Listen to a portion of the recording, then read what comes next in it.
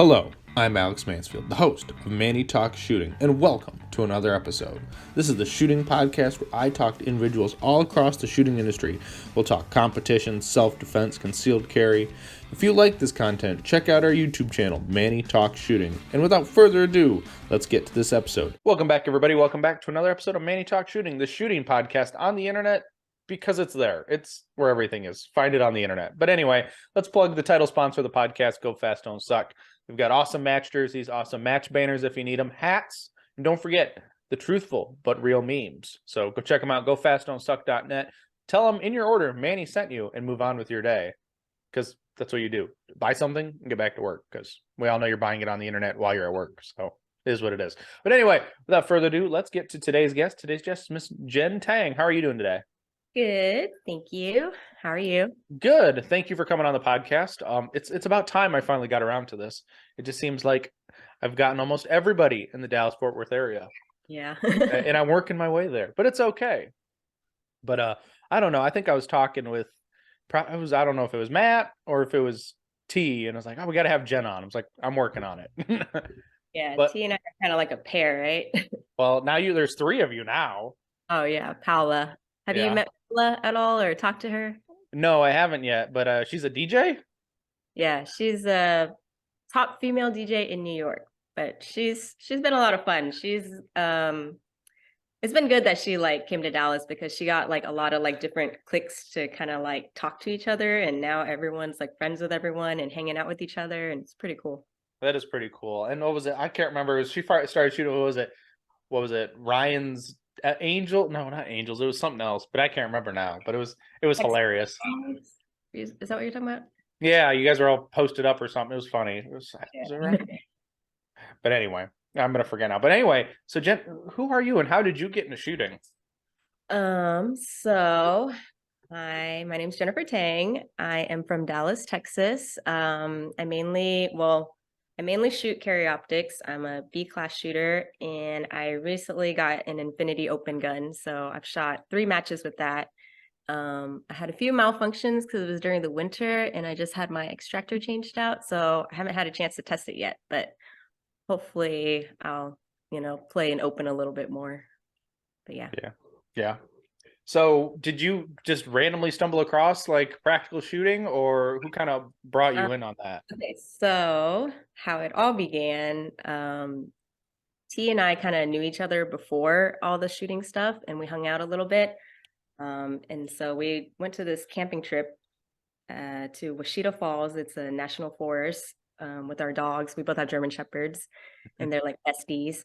And so she was like, "Oh, I just got my Glock 43X," and so she kind of showed me that, and I was like, "Oh, I've had my carry permit for a long time now, but I've never like really had the guts to buy a gun, or I wasn't really confident with it, and I didn't know too much about shooting or anything, but I knew I got my carry license. Like I probably had it for like 2 years at that point.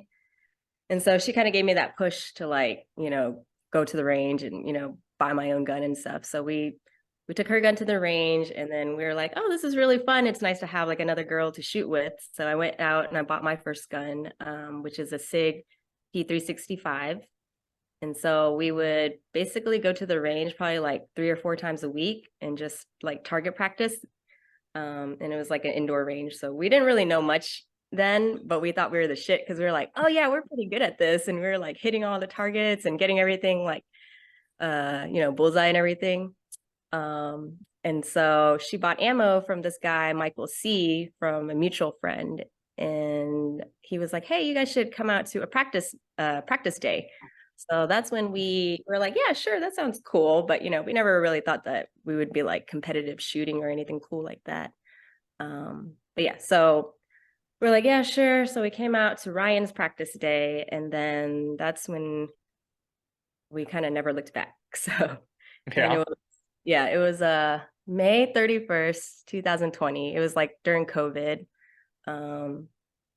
So been shooting since. Mm-hmm. And you started in production of all places. Like it seemed I thought that was the thing, I thought that's like where you start. Everyone kind of thinks like, oh, production is where you start, iron sights.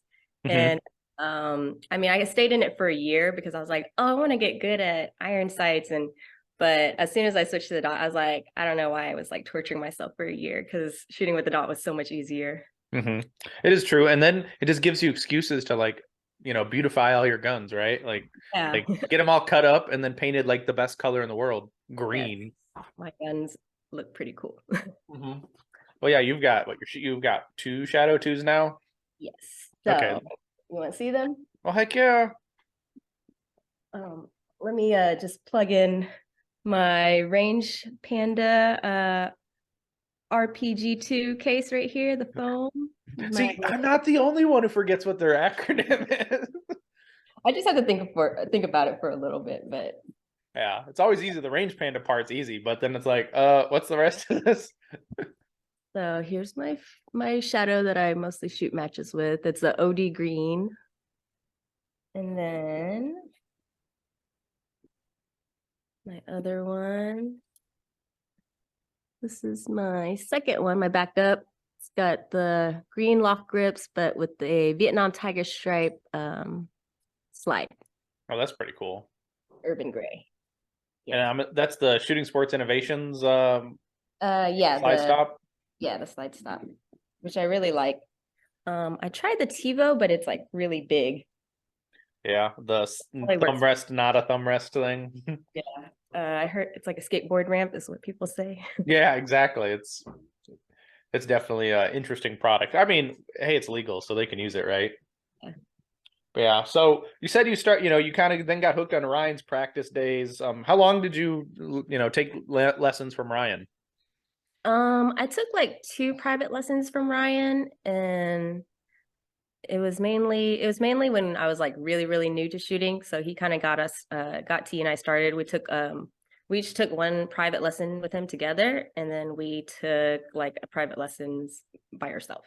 Mm-hmm. Uh, and then after that, we just kind of hung out with him and kept in touch. And he still coaches us like here and there. But he's not getting paid anymore. Yeah, we've passed the point where we pay him, but Right. he's a So friend though. yeah, it was funny because he sent in a question. It was like, "Who was your first official instructor, and why is Ryan the absolute best?" It's like, Yeah, we love Ryan. but We his call facility is pretty cool though. From what I've seen on video, it's got like the turf on the ground, and Yeah. like everyone goes and shoots there. It's kind of cool. Yeah, it's really fun. I mean, it's a he pretty much like helps anyone that's new at like our local matches. And he's pretty much our local guy that we direct all the new people to. He's just very knowledgeable, and he's really good at teaching and kind of showing people the ropes and stuff. So you could say he's approachable then. Yes, he's very friendly, and he has like a way of, you know, helping you out and showing you what to do and safety and all that from the beginning. Yeah, which is cool, and especially when it's in a way of non-belittling. It's just like, hey, here's what you could do. Yeah. Do this, or it's whatnot. Or here's a good stage plan for you. Yeah. There's a lot of people that don't have the right approach. Mm-hmm. Yeah, exactly. So, you said you're going to be primarily a carry optic shooter. Could that change if you decide that your Infinity is like the best thing ever, and then you switch to open full time and only Yeah, look back and look down on all the carry optics people? Mm-hmm. that's what I'm kind of struggling with right now because like I felt that I shot a lot more aggressively with the open gun. And I love carry optics because it's like a lot simpler. You can get 9mm ammo anywhere. You can just use whatever, and you don't have to clean your gun as much, and everything's just a lot more simple. But with like the open gun, I noticed that I could like shoot on the move more, and I was like way more aggressive, like getting into positions and just shooting faster and everything like that. So I don't know. You never Now know, that right? we'll see. It's okay. Did you get your second one ordered yet? My husband would kill me. No, just say it's just like disc golf. Uh, It's just like disc golf. I mean, discs are like $15 to $20. But they add up. Like if you think about it, if I wonder how if he's got enough discs, I wonder how many guns that would equate to. Well, he has a bourbon and whiskey hobby that he's really into, and that costs a lot. So Oh, that's so there you go. Bourbon and yeah, whiskey. Yeah, there you go. It equals an infinity, right? exactly. It adds up too. Yeah. Yeah. I am very surprised because that man can get down and cook. I was like, I don't know, you posted a video, he's making bacon or something. I was like, oh my God, that looks really good. Oh, he made some well, he got his smoker for his birthday last year in February, so it's been almost a year, but he's been like testing out a lot of recipes and he made candied bacon and that was really, really good. Yeah. And then I think, I don't know, I swear to God, the video was him shirtless cooking bacon. I'm like, that is a true soldier there. Yeah, sometimes if you watch my stories, you'll get some abs in there. Yeah. I mean, but his food looks fire. That's all I'm going to say about that. But that sounds, candied bacon does sound good right now. This is the problem when you do these hungry because then you get you more hungry. But anyway, beside the point. But well, I guess we can talk about this. Everyone asks, what's the secret to the soup? Oh, secret to pho? Mm-hmm. Well, we cook it overnight. So, it's over like 12 to 14 hours of cooking. Basically we start the bones the next or like the day before. We'll throw the bones in, boil it, add, our seasoning and our salt, onions, ginger, celery, and then we add the rest of the seasoning in the morning. And then basically once lunchtime rolls around, it's ready to go. That does sound intense. Now, how many times do you catch Matt Chua inside the restaurant? See Matt every now and then. Yeah. He's a good supporter. I think when T lived, T used to live like across the street from my restaurant. She would eat at my restaurant maybe like, I don't know, like 3 or 4 times a week. Well, that's because it's easy. It's like, oh, I'll just go outside, go for a walk, and go get some lunch. Yeah. Yeah, everyone's been, stopping by supporting lately. So really appreciate that. Yeah, it's really nice when you got your friends and be like, oh, let's go get some. We'll go get some soup. But it's more than just soup. It's like everything. It's like, oh, it just sounds so good. So do you have pho in your area? No, there's a ramen place like the next town over, and it's not really. I've been there once, and it wasn't that good. Well, when you're in Dallas, I'll treat you to some, the best pho in the world. I need to come down. I really need to because I want to go like to an Infinity experience, but that's how you drive. That you fly to Dallas Fort Worth, you stop there. You should shoot the World Shootout. Oh, it's too early, and I've been procrastinating. I don't have ammo loaded yet for my open gun, so that's the struggle bus right now. At least 2 months. You Yeah. can you have time. But I got to develop a load. That's too much work. And then make fun of me because it's a 9 major and not 38 super comp. At least you can go buy ammo. I mean, well, you got to order it, but you can at least buy it. Yeah. So what? Now, was the restaurant your idea, your husband's idea, or a culmination of the both? So my mom and my sister started the restaurant probably over like 10 years ago when my sister and her went to Vietnam.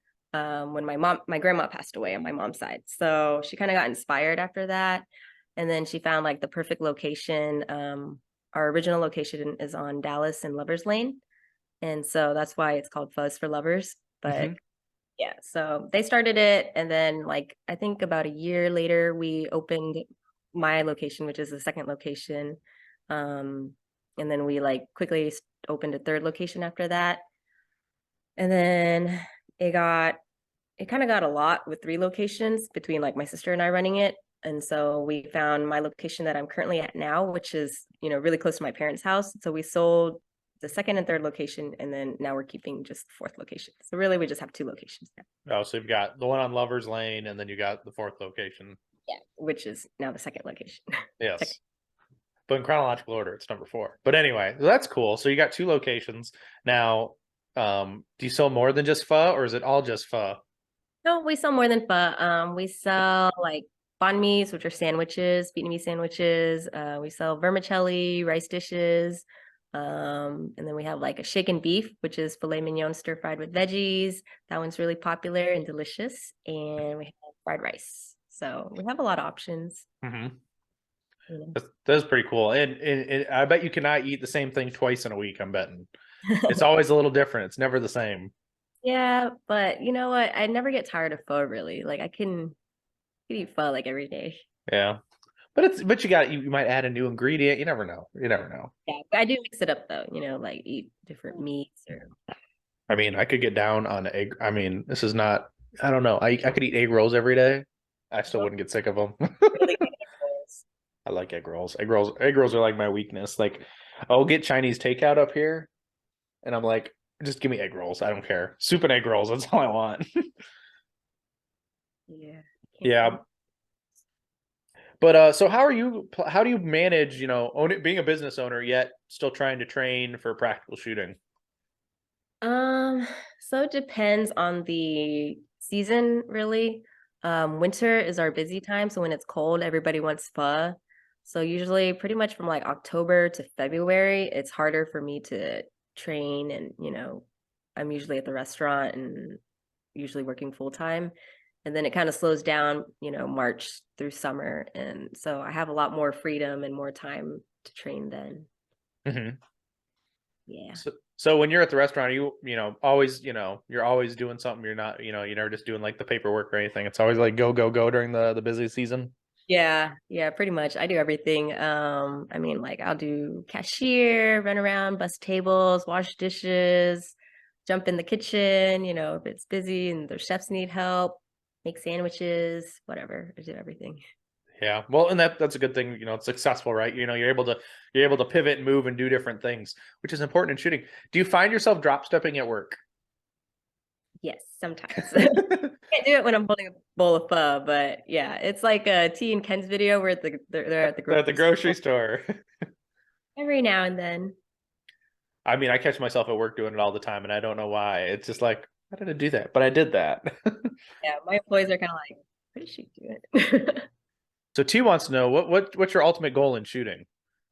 My ultimate goal, I'd say, is to just be really proficient. I don't really have like a big goal of becoming like an M or a GM or anything like that. I mean, I'd like to eventually be that good. Um, but I mean, I know T's goal is like to go to like world shoots and all that, which is really cool. I Hmm. mean, that would be really cool to do, but I mean, I just want to get really good Hmm. for myself, pretty much. Yeah, and then you can just and you can have your own matches, and then you can have your restaurant sponsor all the matches, and then there'll be hot soup on every bay instead of ice cold water like everyone wants, just hot soup. I mean, I think I would eventually, shooting wise, not really competition wise, but I would eventually want to be good enough to where I feel like comfortable, maybe teaching like the community, like Hmm. other women and, Asian elders and stuff, because there's a lot of like Asian hate and bullying for elders going on. So would love to like teach some of, the community and get some people into to competitive shooting too. That'd be cool. That is pretty cool. That would be honestly pretty cool, and yeah, and it's nice because then you can actually give back to the community other than just having awesome food, Yeah. teaching you guns, and then you got all these everyone just carrying that. Well, and that's kind of cool too. I mean, you're in Texas, like which is like the biggest state in the whole country because it takes forever to drive across Texas.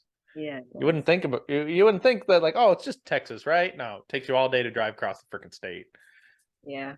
Yeah, because I mean, I think a lot of, you know, Asians or elderly people or women, like they don't know much about guns and they're just misinformed or, they're scared of it. And I think educating those people would be really nice and Hmm. getting them in the right direction and path. Yeah, which I can see that too, and that'd be nice. And it definitely, like I said, it promotes the community. It makes things a little bit better, probably a little safer. I'm not saying that your neighborhood or the area is unsafe, but more people carrying guns is a good thing. Yeah. I mean, morally and mentally stable people carrying guns don't need the Yes. psychos. But yes, so speaking of that, I guess. Well, I guess not really. I'm going to pivot, but I'm going to keep talking because dead air is like the death of radio. Uh, but at least that's what my friends tell me. Anyway, if you could culminate this season to being a success, what would be that thing that makes it a success for you this year? This year, I mean, I'm going to nationals. I'm going to CO Nats. For me, I just want to perform better than I did last year. Just maybe seeing like self growth and me performing better than I did, would make me happy. I forgot where I placed last year, but I think just I feel like I've been having a lot of mental blocks and just like sometimes I'll shoot really well and then sometimes I feel like I'm shooting really slow and I just need to be like more consistent. So also Paula has a bet. She wants me to be A class by April. So Oh, it's a okay. small goal, but yeah. Now, how close are you to making A class? I don't know. I choke on classifiers a lot. Is that because it's this mind this mental thing of like, oh no, this actually has to count for something, or Yeah, pretty much. And it's like I know what I should be doing and what I, think about the process. And I listen to a lot of Steve Anderson and all that. So like when I'm listening to a lot of podcasts, I do well during my local matches and stuff. And then sometimes I get little blocks and I don't know. yeah, Yeah. yeah. Well, I can see it, and sometimes it's just when so you know how some people say about they stop caring, and that's when they succeed or they get better is because they stop caring about it and just they shoot like it's a Yeah. stage. It seems like probably that would be the best. This is Wait. Pax. Hi, Pax. Did you eat your treats already? Yeah, he eats fast. He needs a Yeah. haircut. Yeah. Now, do you take all your dogs to the groomer or do you do it? I cut the Yorkies myself. So I have three Yorkies and a German Shepherd. So I cut all the Yorkies' hair. And then Ray, she kind of just sheds and I just vacuum her hair. Yeah, it's kind of the way here. Like, I don't try grooming my corgis. Yeah. It's just it's like one, they don't like vacuums, and two, it's I don't know, no Yeah. fun. But besides the point, I mean, like, you just vacuum like every other day and it goes away, I guess. Yeah. For German Shepherds, it never goes away, no matter how much you vacuum. Yeah. Well, that's when you just get the Roomba that's gonna be eventually clogged up because it just keeps eating all our hair. Yeah. Yeah, I saw you. What? And I guess we'll talk about your dog a little bit. I saw that you and T went to a dog training seminar. Yeah. We went to a Larry Crone and J. Jack Silverman and J. Jack and Joel Silverman workshop um last or a couple months ago. It's pretty cool. It's just a lot of like psychology behind the dog and just we had like one-on-one time to work with our dogs and then it was also a group environment. So it was pretty cool to like put your dog in that environment and kind of test them and test kind of their skills and what you've been training, working with them to train them. Hmm. Now, Yeah. was there a lot of dogs that were reactive to the other dogs that were there? Yeah, I think most of the people there, like that's what the issue was, is their dog was having reactivity issues. So he basically put all of us, maybe like 10 or 12 of us in a circle really close to each other. And we would take turns like walking our dog in between and weaving in and out of people, just to show, and he kind of showed us that, we can work with our dogs and keep them calm and you know they won't always react and it's kind of based on how you react to everything too and how much your dog like connects with you so it Hmm. was a really good workshop. Yeah. Now, what was your now with taking Ray there? What was your biggest thing you wanted to get out of that seminar? For me it's a lot of little things like she just has like some bad habits at home like she does this thing where we call zombie Ray.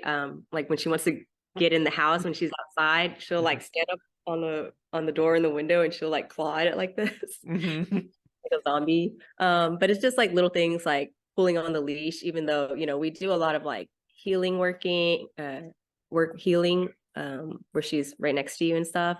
And she Hmm. knows like, a lot of tricks and she's good most of the time, but it's just like a lot of little things. She's also reactive to certain dogs, but not all dogs. So that was like one of the big issues that I was trying to work on too. Is it bigger dogs or is it smaller dogs? It's just like random dogs. If if a dog is cool with her, she's cool with it. But if it like barks at her first and tries to start something, then she'll be pretty reactive to it and she'll like stand her ground.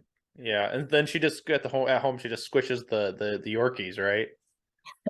She's pretty good at not squishing the littlest one. I try to make sure that they're, separated sometimes, but with the new house, we used to separate them at the old house, but with the new house, we're like, all right, we're gonna let, Ray wander the house and, you know, we'll see how it goes. And she was actually really good with Leo.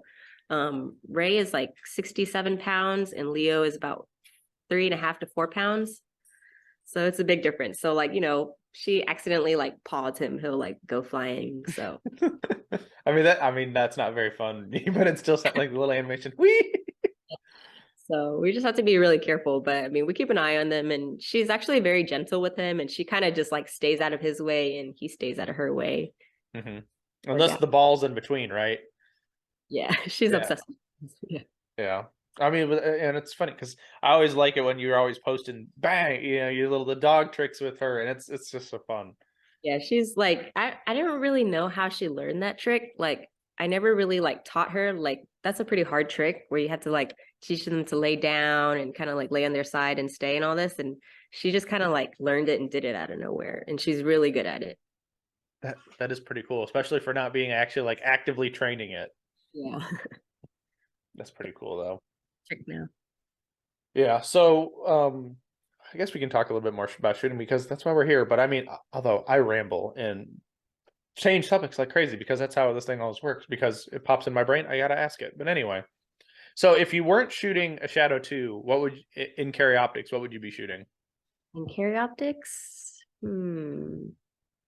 I don't know. I really love my Shadow 2s. Mm-hmm. I heard 10 Foglios are nice. I mean, that's what Dazzy shoots. Mm-hmm. I think I would maybe try out one of those or maybe a Beretta 92X. Mm-hmm. Go down JJ path. I mean, yeah. I mean, does it come with an espresso maker? Because I think it should. But Yes. but Italian. I remember when he started drinking the espresso and he knew this, he'd speak Yeah. Italian. That was glorious content. I'm not gonna lie. His wife was always just like, Yeah, exactly. She's like, "What are you doing?" But she puts up with a lot. mhm. Yeah.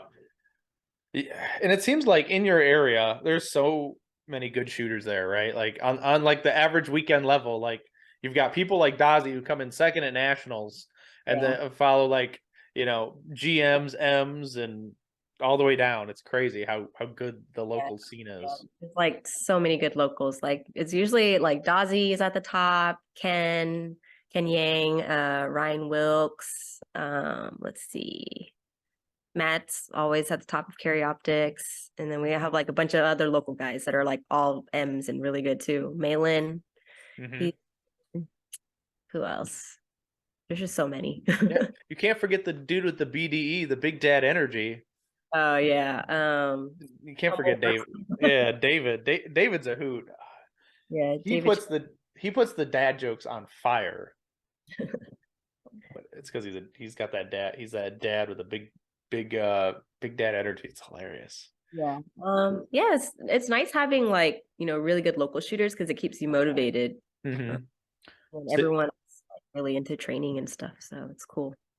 yeah, and it's nice, I guess, because then you don't have like this false sense of confidence, right? Like, oh, look at I won my local, but like, Yeah. yeah, you're the only like B class shooter here. I'd hope you'd win your local, Yeah. but no, your local's the complete opposite. You got M's and GM, like it all trickles down, which Yeah. is So it's nice. like when I hit like above 70%, I feel really proud because I know that these guys are like really good shooters. Hmm. Especially Dazzy, it's crazy. Do you know if he's going back to nationals? I think he is. I saw him signed up for CO Nats this year. Yeah, which is crazy is that most of the slots are already full. Yeah, it's like I hate like the squatting game where you're like moving around and you're like, oh, this person's jumping here, and you're like, oh, they're gonna go, I gotta move and all this. Yeah, that's definitely a pain. I had to deal with that a little bit earlier this year of like, or you squatted or too early, and then your buddies are all gonna squat after you, and you're like, oh, now I gotta move squads again, and then like, oh no, we can't fit everybody on this squad now with what's left, so we all gotta jump again, and it's like, there's only so many squads, guys.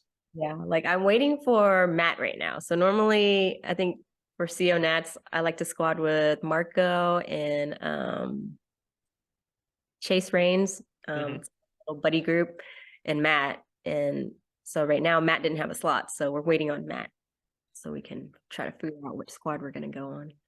Darn it, Matt! How dare you not get a slot? Right? He's so good. There's like I think they need to figure out like a different slot system.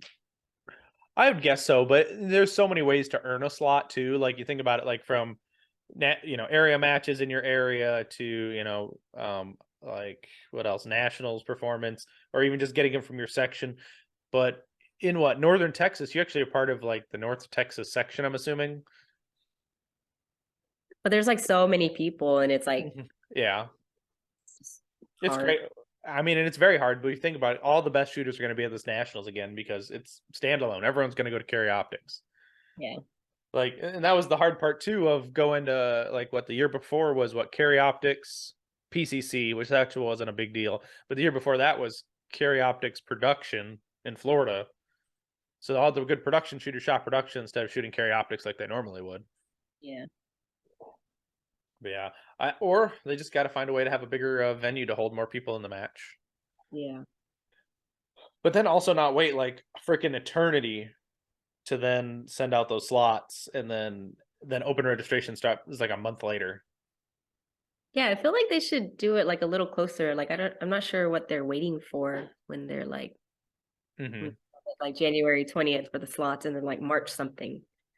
Mm-hmm. I could understand being like 2 weeks, maybe, like 2 weeks from, all right, we're gonna open up pre-registration now, and then real registration opens 2 weeks later. I can understand giving them 2 weeks. Yeah, yeah, that would make more sense. So then if you got people wait until their next paycheck to pay for their $300 match fee. I mean, but it seems like it's worth it, but I hope to go to nationals in 24. It's not in the cards for me. Or open or anything. No, I just don't have the PTO time to take it off. Because I have to drive down all the way down to Talladega. That's like a 12-hour drive.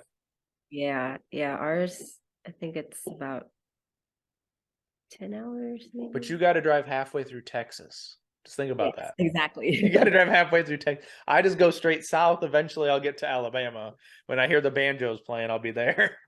Yeah, I drove the first year and then I flew last year, and I think flying is definitely the way to go versus like a 8 to 10 hour drive. Long as you have a buddy who's going to drive to take your Zuka cart. Yes. Matt. Thanks, Matt. You're the best. Exactly. But we got to talk about Zuka now because Oh, yeah. it's like the best things ever. I All right. mean, I did get somebody to buy one the other day, and I don't feel bad about it at all. I was like, yes. Well, you're like helping them, it's like it saves you a lot of saves your back. It does. And then you got to find the right bag to go in the Zuka, though. That is like so critical, though. It seems like you got to have the right bag so you can get to all your pockets. I Now, mean, there's a lot of good options out there, like the double alpha range bag, the medium one. That one fits pretty well. I use the Guga Rebus one, and I really like that one. yep, the Safari Land fits pretty well. I have a CED bag. What they call it? The Talon Strong bag. It's like a medium double alpha bag, but not branded by Double Alpha, but still made the same. And it's like only $100. Oh, nice. But it's a limited edition, it seems like, because I noticed that they came out with it a couple years ago. They relaunched it last year, and then it's gone again. I was like, oh, dang it, you value bag that no one can get, because I love this bag, but people can't just go buy it all the time, which sucks. Yeah, I heard the double alpha range one is been sold out for a long time too. My friend's been trying to get his hands on one. Yeah, but it seems like they're trying to push that other bag, like their elite bags or the Broly bag. Mm-hmm. It's not the same. It just needs really big knobby tires. Yeah. But you were using the smaller Zuka, like an actual disc golf Zuka for a while, right? So I started with the all-terrain, and I started the Zuka trend because of my husband. Mm-hmm. Well, yeah, because you already had one at home, right? You're like, oh, this is kind of handy. Did you abscond with one of them and he didn't notice, or did he buy you one? So he's like very handy, and he knows how to like build anything. So I was going around when I first started shooting, and I was like looking for the best cart option because everyone pulls a wagon, and I was pulling a wagon too. And so I was like, can you like mod this and build me this? And he's like, oh, you know what you need? You need a Zuka cart. And I was like, what's that? And so he showed me his, and then he made me buy my own. He wouldn't give me his, but so I bought my own. And so he suggested the all-terrain. So I got that one. And then for my birthday, like a few months later, he got me the compact version because he said I was carrying too much. Like I would stuff everything into the all-terrain, the big one, and Hmm. it was like too heavy for me. And he said I needed to downsize, and he didn't want me carrying so much and making it so heavy. So I downsized to the smaller one, the compact cart, which is like kind of like the same model as the all-terrain. It's just smaller. Hmm. And then I really missed like carrying everything. So I went back to the backpack cart, which a lot of the shooters here have. And I really like that one. Yeah, I wish Zuko would come out with their a bag designed for that cart. Yeah. Like the what is it, the all terrain in all of them. Well, they have a bag that goes with the backpack cart XL. Hmm. It fits like a lot of stuff. So, I mean, if you're not like wanting your own backpack, shooting backpack, and you're cool with like just having the cart, they have like an insert that goes with that, and it fits a lot of stuff. Oh, okay. Now, did you stick with the fenders or for the big cart, or did you skip that again? I skipped that, but Alex Costa made 3D printed me some OD green ones, which he's gonna put on soon. So he Mhm. just finished them, and I'm waiting for him to put those on for me. Yeah, Yeah. yeah, that's pretty cool. Now, what other accessories do you have on your cart? So on my cart, I always have my umbrella holder with my umbrella, because I hate the sun. Hmm. Then I have the G tray for like loading my mags and stuff. And then I have just the basic water bottles, and I have the little Zuka pouch that you can hang on the back of it. It's Oh, pretty okay. good, I think. Yeah. Yeah, they're pretty legit. I've got the tray as well because you got to load your mags on something because I think you that's know like one of the most useful like accessories. yeah, you got to wrench it down. It seems like onto the pole, but other than that, it's pretty golden. Yeah. But you load your mags because then you're not bending over. The trick is to put at least for me, is to put the tray facing off to like the side of the cart so I can still sit on the cart. Yeah, yeah. I face mine on through the back. My tray's in the back. And Okay, then so it's hanging out off the back when you're doing it. That's yeah. pretty smart. But the nice thing is, Huh? go ahead, you're fine. Oh, I was just saying, like, I have a lot of people go by and like, can I put my drink down here? And can I load my mags on your tray? And a lot of people use it. Yeah, for me, it seems like it's still awkward because like I have mine set up and I use it to load mags sometimes, but I also find myself going over to the table still and loading my mags on the table. Yeah. But but I don't know. It's because I have it in the middle of the bay because I use mine as it holds my camera up, so I get Uh, like that high sky camera view. So I get like the top angle, so I don't ever ask anybody to record my stages. It's just that GoPro from the sky that does it. oh, that's cool. But the nice thing is the stand, well the tray will also hold like a Milwaukee fan, so you don't have to get nice, nasty, hot, and sweaty. Oh yeah. During the summers, I always have my fan, and during the winter, I always have my Mr. Buddy heater.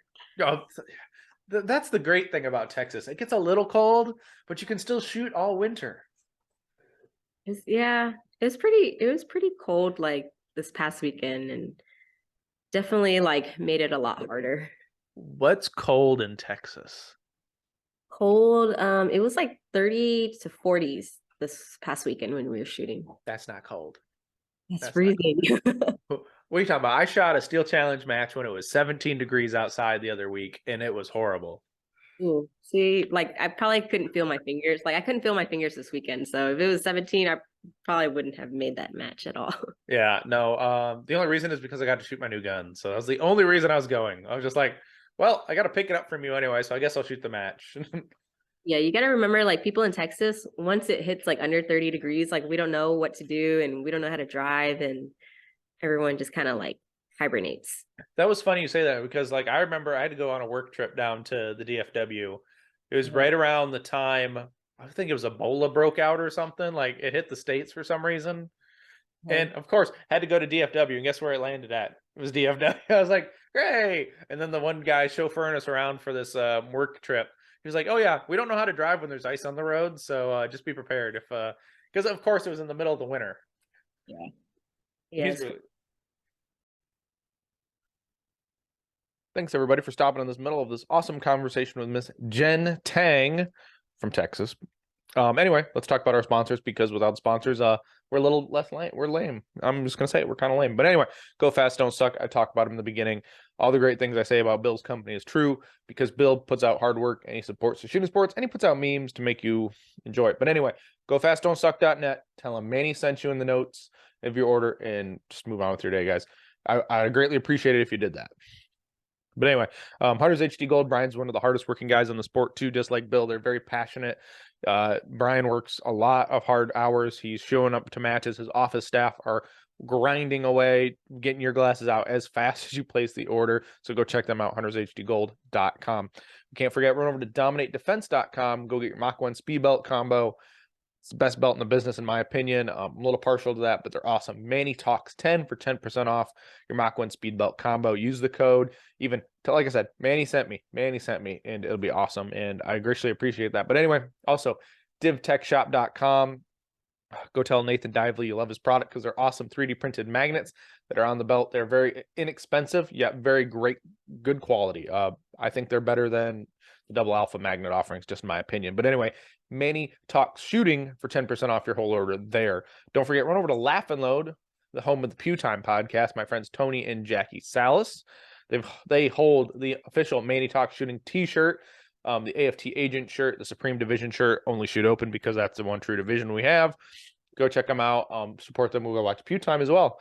But anyway, that's what you have there, guys. So check those guys out. But don't forget, we've also got Targets USA, manufactures the finest steel targetry on the planet. I say it, Steve Anderson says it, so it has to be true, at least by two people. I love Jason Wood's products.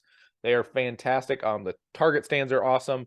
The Rhino knockdowns are fabulous, because you don't have to really knock them down. You just got to ding them, because they can go the other way too. But anyway, a lot of things go the other way.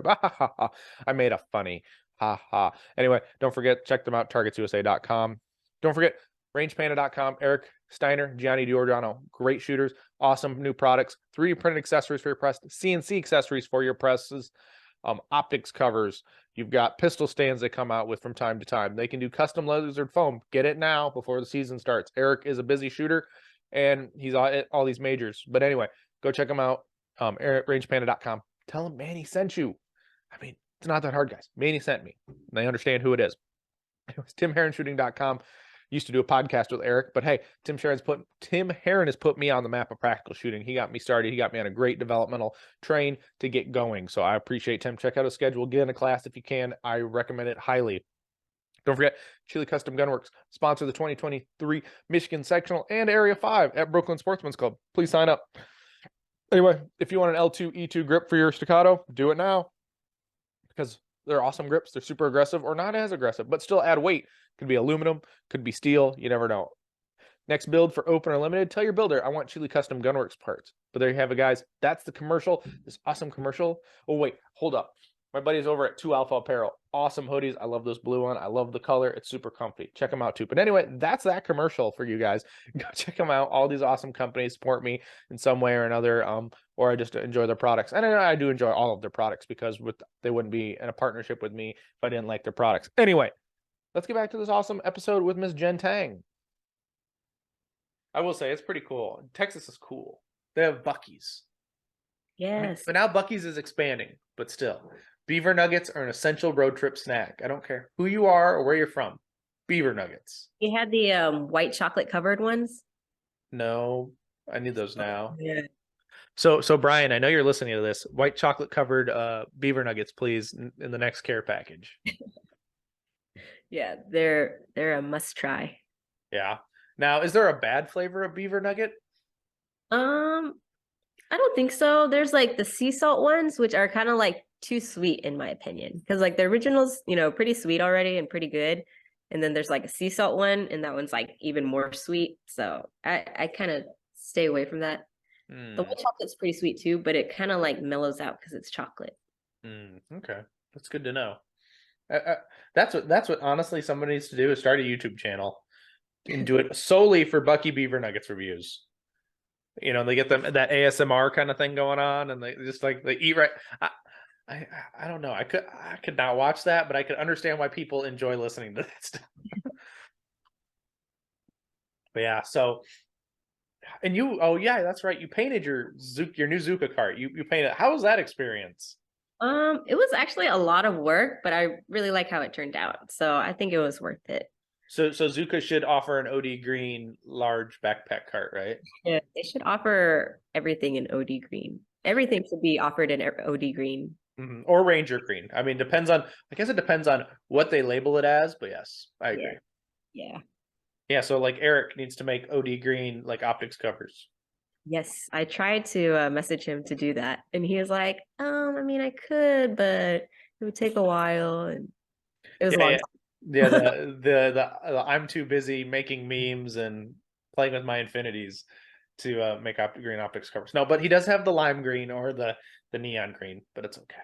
That's what I have on mine, the lime green ones. Yeah, I've got two of those that are lime green too. You can't miss them. I mean, that's the best thing about them. Like if you drop it, like oh, there it is. Yeah, that's So true. I can't complain about that. But everyone needs a Zuka cart, so Zuka needs to set up Jenn with a discount code. I actually emailed them like a couple weeks ago because Malin tagged me in your post, and he's like, Zuka, we've never heard from you, and Jen introduced us, and I was like, hey, like the shooting community has really enjoyed your carts and blah blah blah. Like, have you guys ever thought of, looking into this community and making a cart for us and all this? And no response so far. Which is funny enough. So the guy who I got to buy a Zuka cart Yeah. tagged me in it, and I posted it on my story. And guess when I typed like I converted someone to Zuka. Guess who liked my story? Zuka. Zuka did, and then I screenshot it and sent it to Malin, and he's like, "What? This is bullcrap." It's okay. I love my Zuka cart. I don't think I'd ever get rid of it. I don't, but that's why I'm also like I want a bag that's like meant for the cart because I never take my backpack out of it. Like the backpack just lives in the cart. I'll send you the link for it. You have the backpack cart XL? I think so. Whatever fits the medium double alpha bag is what I've got. So Okay. Okay, yeah. I'll send you the link for the insert and maybe you can buy that and see if you like it. yeah, because like the backpack's a nice idea. Like, but no one ever like everyone has the good intention of taking the backpack out of the cart, But but you it never never see. Yeah, well, it's like or you go to nationals, right? Like you pack all the crap you need for nationals in some other bag. Like your guns are in a gun vault, like a Pelican case or a vault case, and then you're like, cool. I'll ship that with my luggage and my guns and my range bag, but I'm not taking the backpack because it's ungodly huge for what you get to travel with. And heaven forbid you have a loose round in your bag. Oh my lord! That happened to me when I was flying. Did they give you a note like the no finger? Oh, he's like, oh, I gotta stop you and check your bag. And I was like, okay. I was like, okay, whatever. I don't have anything. And then he like pulled out a round from like the front pocket, and I was like, oh shit. I was like, am I in trouble? And he's like, it's okay. Just they just throw it away and move on, right? Yeah, yeah. And I thought I was like in big trouble or something, but Now, if it's you just had a bunch of loose ammo, there'd probably be a problem. yeah. But it is what it is, right? I mean, I know people who have literally just lost a bunch of knives because they always carry a pocket knife, and then they go to the airport, and then they're like, "Well, here you go. Just fucking." He just tells them, "Well, he tells the people just keep it because don't throw it away because it's like actually worth something. You just take that home with you." So I heard a secret is that you go stick it in a plant, and then when you come back, just grab it out of the plant. Just remember which plant you stuck it in. Yeah, I mean that's somewhat a case. I mean, I think I do remember seeing a video of somebody putting a knife there and then coming back for it, but it was like that's a 1 in a million kind of thing, right? It's very lucky in that point. But I guess oh, this is a great idea. So what is something that really you struggle with currently in shooting other than your mental issues, mental stuff that you've talked about? Is there a target that is just like always your nemesis or like activators? Mm, I've gotten better at activators. I think like maybe last year I was kind of struggling with activators, and then I took the JJ class and I got a little bit better at that. So activators, it is hard for me to get it, 2 shots in on the first pass. But I mean, lately I've been doing okay with activators. Mm-hmm. I think my biggest struggle is probably just movement. Like Mm-hmm. I think because I'm used to like watching T, and she's so good at like moving, and she's so efficient and everything. So I think that's my focus point this year is just working on my movement and then maybe like speed. I'm kind of like too focused on being accurate, and I know I should be working on my speed more, and just kind of like picking up the speed, and then once I figure that out, the accuracy will come with it and all that stuff. So you need to take a lesson from the raw time champ, Matua. Just go Uh, fast and don't care about any hits. They could all be mics, as long as it's super fast. yeah, well, I trained with him last week, and he gave me a couple of drills to do, so that helped. Yeah, that's good. And that's really nice is that you're able to go out and you train and you're able to go out as a group and you're able to not spend all your ammo in one time because you're all Yeah, taking turns and you can always pull different ideas off of everybody. So that's kind of cool. yeah, yeah. I'm really lucky to have like all these M's and GMs around. Yeah, especially M's and GMs that are willing to share information because there are some M's and GMs that are like, no, I'm not going to tell you anything because no one told me these things. Oh, really? Everyone I've encountered has been like really helpful. Yeah, most people are, but it's that rare case of somebody who doesn't want to help or doesn't want to communicate. Yeah, they don't want to give their secrets away. Yeah, or they just want to come shoot the match and then leave and then not help tear down. I'm not calling anybody out, but I mean, there are those people. Yeah. Yeah. So, this is a good question. How has shooting changed your life outside of the shooting sports? Outside the shooting sports, I feel like it's given me like a passion and something to look forward to. Before, the only thing I really did was like go to work and then hang out with my dogs. I think training like my dogs and spending time with them was like, you know, like my one hobby. But Mm-hmm. now I actually have like a real hobby, and it's it's made me, I think, a lot more confident. I feel like, being able to carry and being independent and taking care of myself, like just being able to protect myself, I think is a really big thing, Mm-hmm. being female and all that. Yeah, absolutely, and that's super big too. Is having that confidence to be able to feel like you can do that and be proficient with a firearm. Because if you think about it, most the B class USPSA shooter is better than 99% of the average carrying population as it is, and that you feel so defeated because you're only at top 75% of the GMs, and you're like, yeah, Yeah, so, you know, I love that I found shooting because I mean, I took Kung Fu when I was younger, and, that was fun, but, as you grow up, you kind of like grow out of it. But I feel like shooting is something that will like last for a really long time, and I just love shooting. yeah, and as long as the primers and the bullets keep flowing, everything's okay. Yeah. And there's always something to work towards. So, Oh yeah, there's always something. If it's not your movement, it's your grip and your trigger control, or it's how you plan a stage, or what. There's so many things there's so many things that help competitive shooting that aren't shooting, like yeah. the running and I mean I don't mind running nowadays, but some days it sucks. Yeah. Yeah. Now, what else is it? Oh Lord. Now, what happens if everybody stopped shooting carry optics? Would you just move up to open like everybody else? I don't know. I mean, I kind of want to start shooting open. Like I really do. Mm-hmm.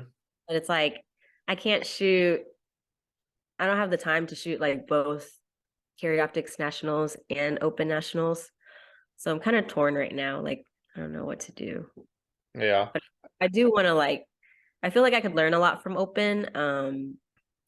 Once I start shooting it, Mm-hmm. maybe improve and get better with that, and just overall. So I don't know what to do. Right. Now, the nice thing is if you did shoot open nationals, I mean it'd be closer.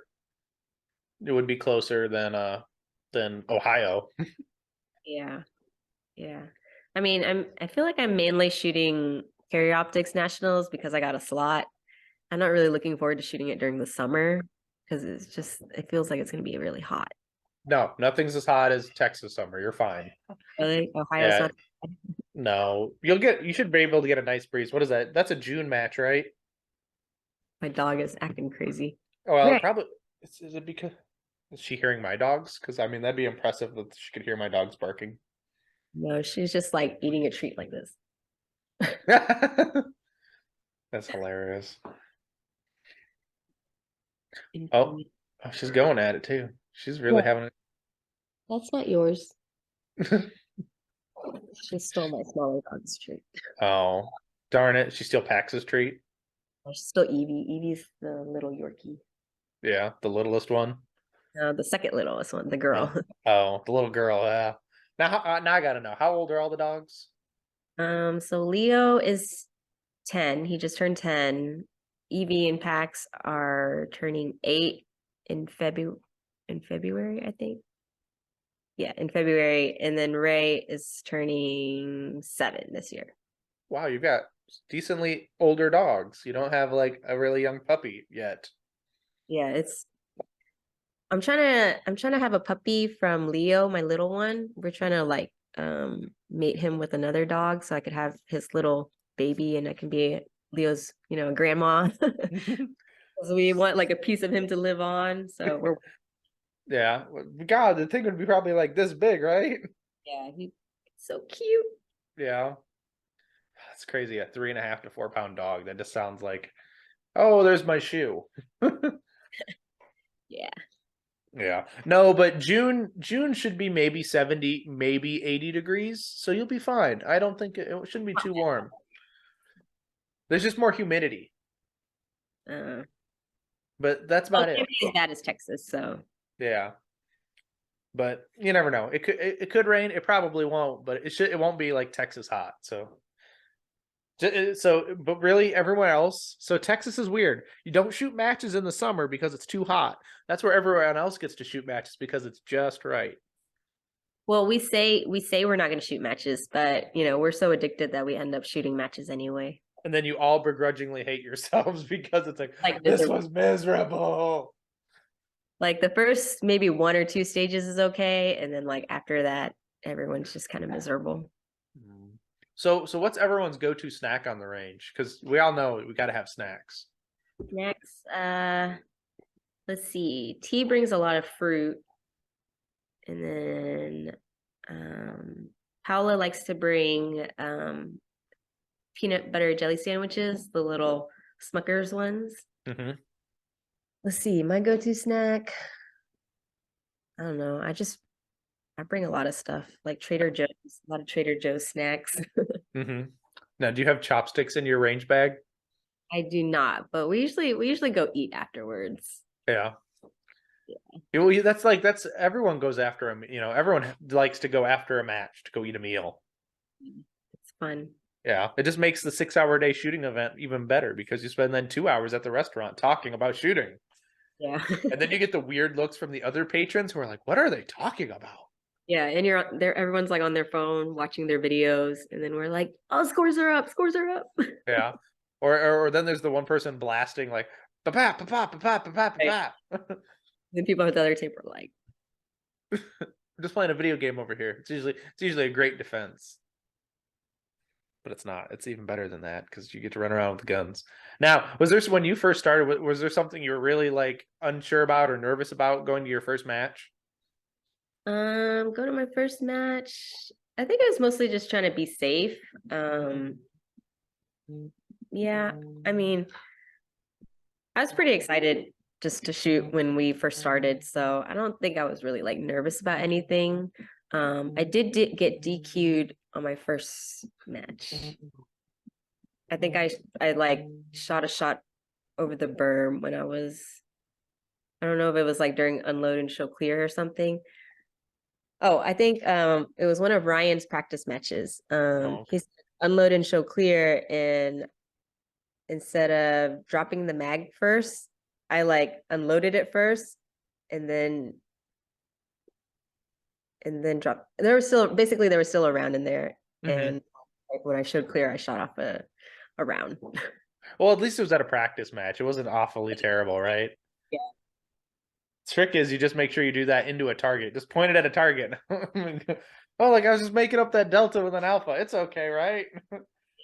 But you know what? It's okay. I was like, I felt bad, but then everyone's like, "Oh, everyone gets DQ. Don't let that deter you from coming back." And I just kept coming back, even though. Yeah. Yeah. I mean, it's gonna happen to all of us at some point. Knock on wood, that's not tomorrow, We can only prolong the DQ fairy. Yeah. It's better to, I guess I would say it's better to get it off earlier in your shooting career than later. But Yeah. this is how it is, right? Yep. Happens to everyone. Mm-hmm.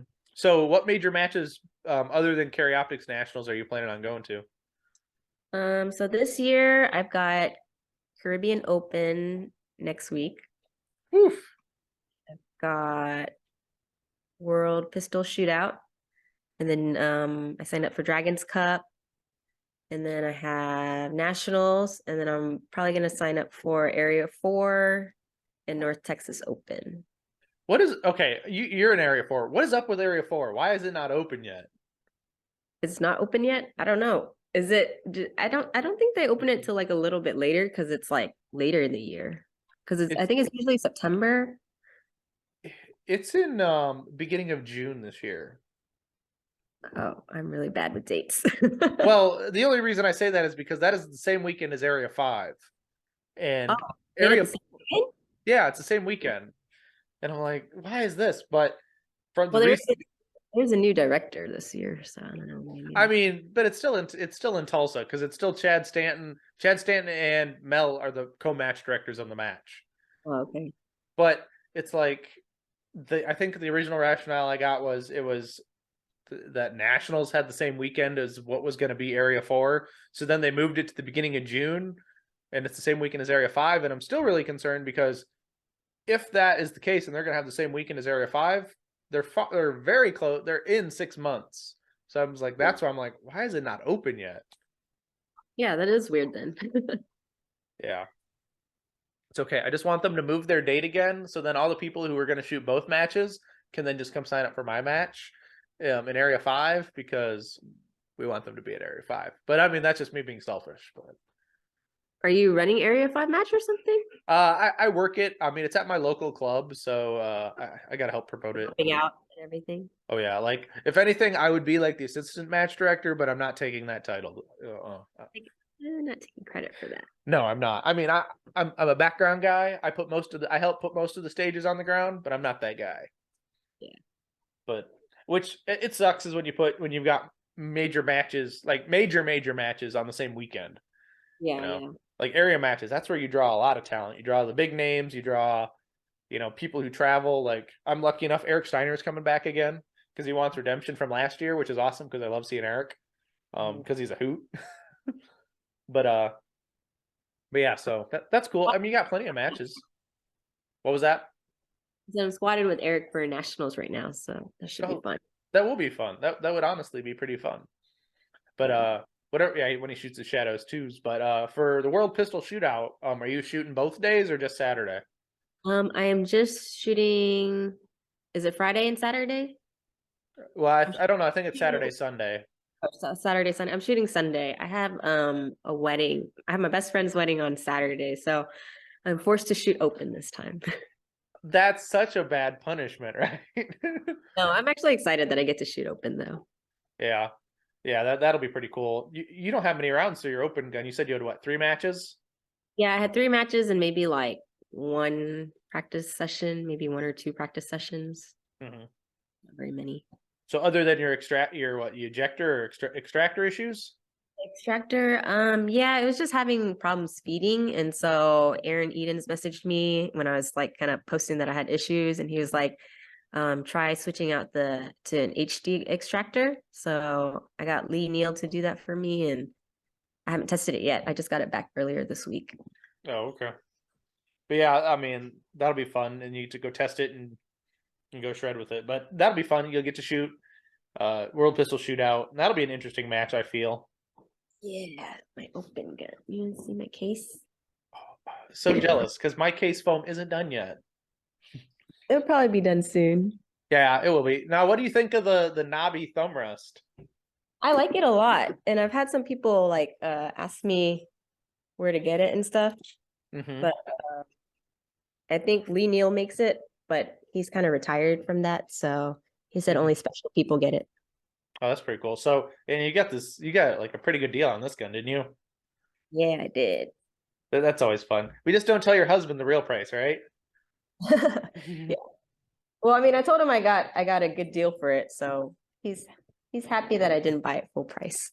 Yeah, or you didn't have to wait for a full Yes, price gun. that You was didn't. really nice. I mean, I wasn't even planning to shoot open anytime soon, but I'm a sucker for like really good deals, and so it fell in my lap, and I couldn't say no.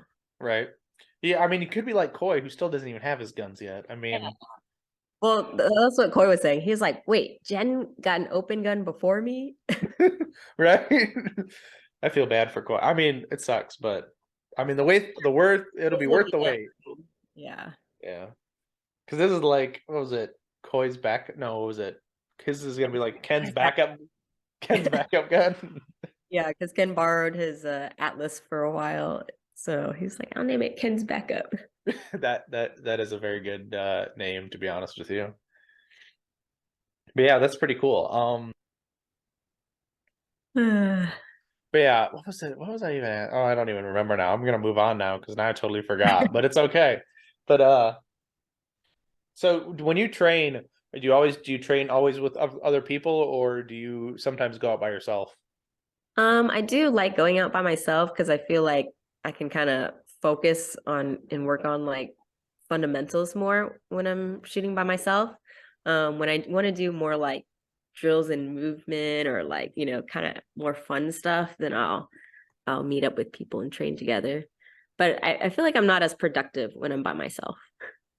Oh, really? You don't feel as productive? I would feel the other way. I would feel more productive when I'm by myself, and then be just want to more socialize. It seems like when there's everyone else around. Well, I guess it depends on how big the group is. Like when I'm training with just like one other person, then I feel like it's really productive. Or like one or two people. But then when it becomes more than like three people, that's when it's not as productive. Yeah, I can see that. Yeah, where then you got too many people in the fire, and then it becomes a thing, and then it's like, are we done here? Can we go have lunch? Yeah, exactly. And then we're just kind of like going through mags at that point. Exactly. Yeah, and then it just becomes ballistic masturbation. It seems like. But it seemed like you guys just had, if I'm not mistaken, you guys just had your first match as you being a match director or a new group of match directors for what, Collin County?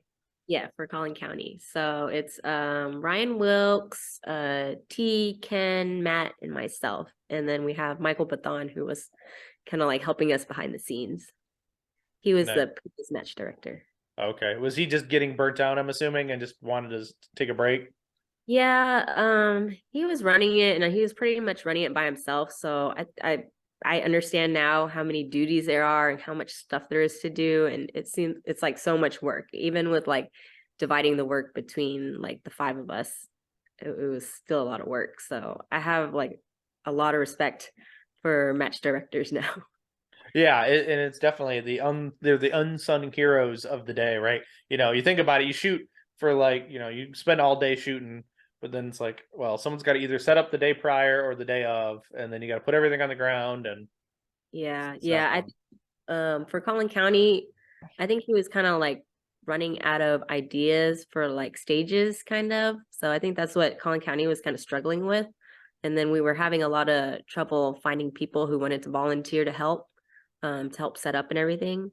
So our little group, we've been talking about it since kind of like last summer, and we are like, you know what, it'd be kind of cool if we kind of took over temporarily. So we're doing it January through March with our little group just to see how it goes. Kind of like a fresh start with like new stages, and it turned out really well. We did a Chinese a Lunar New Year theme.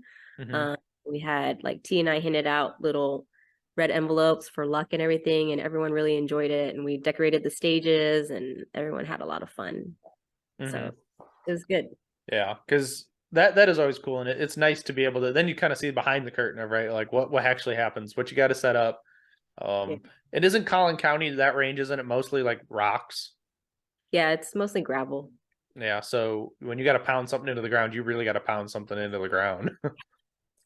Yeah, so we're very grateful for all our setup leads that volunteered to come work. Yeah. Couldn't do it without them. Yeah. Now, for that match, do you set up the morning of, or are you able to set up the day prior? We set up the morning of. The match starts at 10, and most of us showed up around 8 to set up. Did you And feel rushed? no, we actually had like we had so many people come show up to help because I guess we got the word out there and we were like, hey, we want to make this match successful. If you can come early, please come help. And so we had like a lot of brand new shooters who it was their first match and they even showed up early to help set up. And they were just like, what can we do? And it's like some people I've never even met or seen before.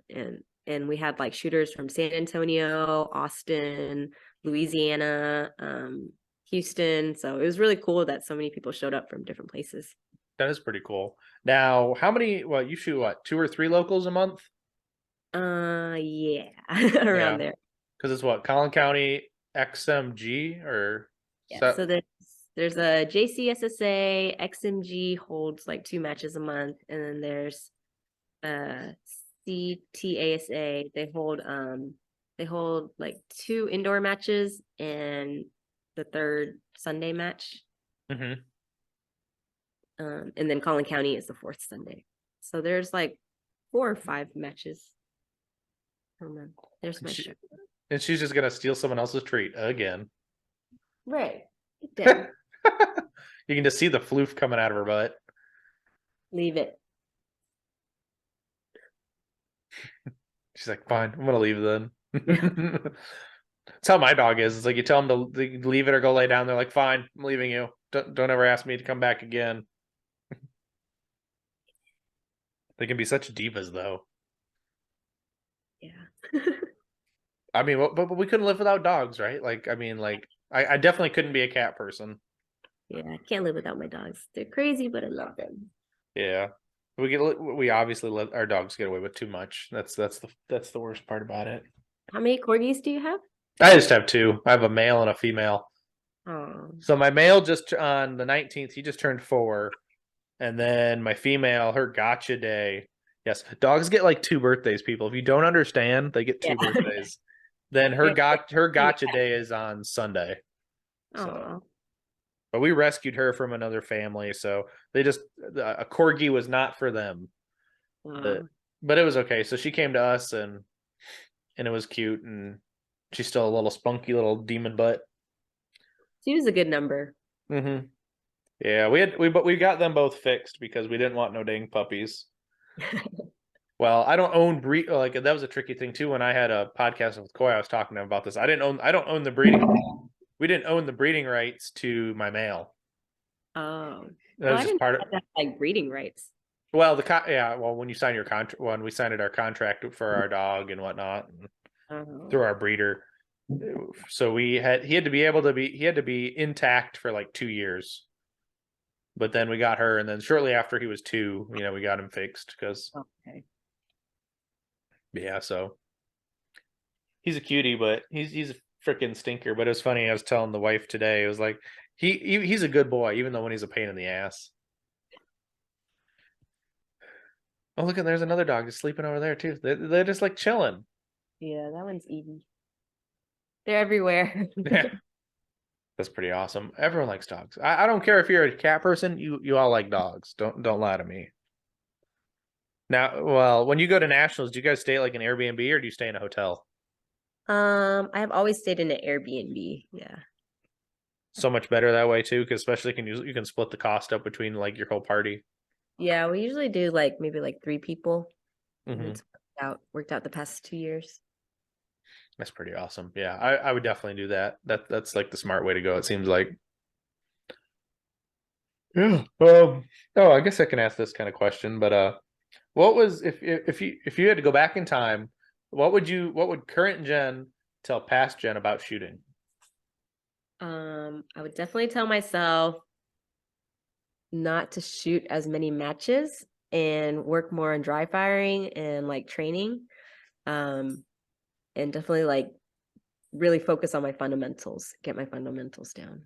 I think I just kind of like the first year, I just like pretty much my practice was like just shooting matches because it was fun.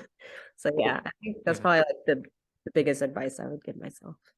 Yeah, but shooting matches is why you go, so you can hang out with your friends and shoot rounds and play with your Zuka cart and your umbrella and all these other things. You know what I mean? Like that's why it's fun.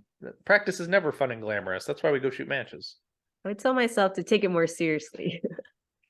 Oh yeah, absolutely, yeah. I could agree with that. Yeah, it's definitely take it a little more seriously, and but then it's still fun too because then you go shoot, and you actually do well, and then you're happy with your performance instead of being miserable of like, why am I still sucking? Yeah. Yeah. I guess we're getting near the end. I guess I can say that. But do you have sponsors? I was sponsored by Red Hill Tactical, but I kind of just went my separate ways recently this year. So you're gonna get a New Jersey with fuzz for lovers on the front, right? We'll see about that. Tax expensing all match expenses. All right. Yeah. Advertisement. Boom. Yeah. No, but that's pretty cool. Now everyone should go to Fuzz for Lovers, right? Yes, everyone should. If you're ever in Dallas, come visit us at Buzz for Lovers. We're in Richardson. Mm-hmm. And you can't miss it. I don't know where it's at, but you can't miss it. Yeah, it's delicious. Yeah, Matt was saying it was near like a Whole Foods or something. Is it a Whole Foods? Yeah, it's pretty convenient like location. It's pretty close to the highway next to Whole Foods. Mm-hmm. Well, there you go. And then people can, when they go to the grocery store hungry, they'll come out and go get some food. I don't know if that works all the time, but it might work. But anyway, Jenn, where can they find you on the internet if they want to get a hold of you? You can find me on Instagram at Jenn, Jenn, Tang, Tang, shoots. Jenn Tang shoots. Mm-hmm. And you're gonna always get dog content because that's how it works, right? It's never just all shooting, which I like. It's always fun. Yeah, it's a lot of food and dogs and shooting. Mm-hmm. If you like dogs, you can follow my little Yorkie. He's got like 25,000 followers or something. Oh, he's freaking Instagram famous. Yeah, he's Instagram famous. We just got to get him like to that level of like Hammy and Olivia famous. Yeah. So I don't know. Do you spend time watching dog videos? I spent a lot of time watching dog videos. Okay, that's fine. I mean, me too, but it's Or okay. like much time. Yeah, it's like I'm scrolling through reels and I'm like, ooh, dog video, dog video, dog video. Yeah. I blame Koi because like we started doing that crap of just sending it back and forth to each other.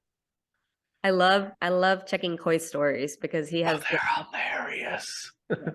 They're the best. dog video shares. Yep, because that's all he doesn't post any videos, so he's just gonna see scrolling through reels to find the best dog videos. Yeah, because like usually I'm the person that has all the dog video shares, with my friends, but Koi has like new videos that I haven't seen, so that's why I like that. Yeah, that's always the fun part too. Or then they come back around too. Like there's always the people who re-upload them, and then you're like, I thought I saw this, but it's up again. But yeah. Well, Jenn, thank you for coming on. This has actually been fun. I've had a fun time with the conversation. So Yeah, thanks for having me. you're It's very cool. yeah. I've almost got the circuit complete. Now I've just got to go get like Calvin. Is that Time who to you're seeing from Dallas? For the most part, I think I haven't talked to Ryan yet or Calvin, but he's super super Instagram famous. He can't do nothing. Oh yeah, he's a busy guy. He's got a lot going on. Yeah, even though he needs to go shoot carry optics instead of production. Oops, did I say that? He's been shooting limited for the past few weeks. So see how that goes.